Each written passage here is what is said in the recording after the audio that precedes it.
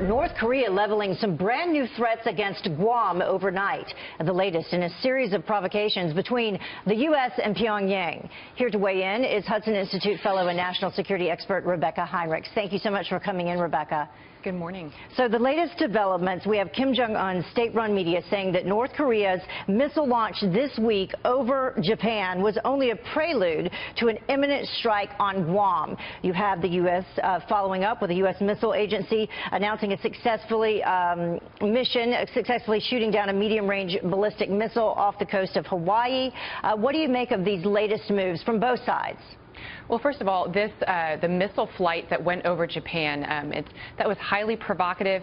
The last time there was a missile that flew over Japan was in 2009 and 1998, and those two were actually space launches. But this was the first time it was actually a missile that flew over. Very provocative, because if the missile breaks up in the atmosphere, if it the way it's not intended to, it could fall on innocent Japanese civilians. And of course, there's American forces that are deployed there as well. So very highly provocative. These missile defense tests that the United States is conducting are very important. One, obviously, they help us test these purely defensive systems that can intercept incoming missiles. They also send a message that the United States has this ability. And so if North Korea were to shoot at American territory or the United States or an American ship, that we would have the technical ability to intercept that missile, and so it would not be worth the North Koreans from actually going that route. Well, let's take a look at what President Trump had to say. He sent this message out on Twitter regarding North Korea yesterday. He said the U.S. has been talking to North Korea and paying them extortion money for 25 years.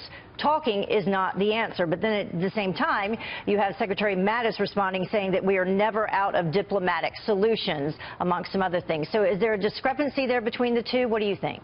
I'm so glad you brought that up. If you actually go back and look at the transcripts, the reporter asked Secretary Mattis, she brought up the president's tweet, but then said, are we out of diplomatic options? And then he responded to that particular question and said, no.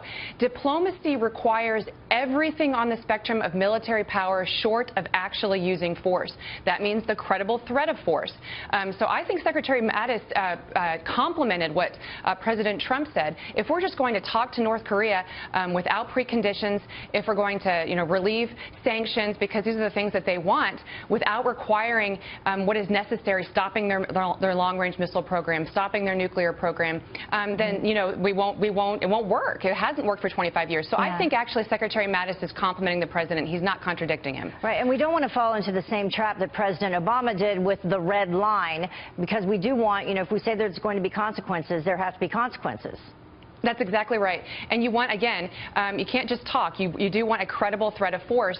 And Secretary Mattis, if you go back and look at his other remarks previously, in recent weeks, he said that the North Koreans should not launch a missile at the United States or U.S. territory, or we will retaliate and they will regret doing so. So clearly, Secretary Mattis is no dove here.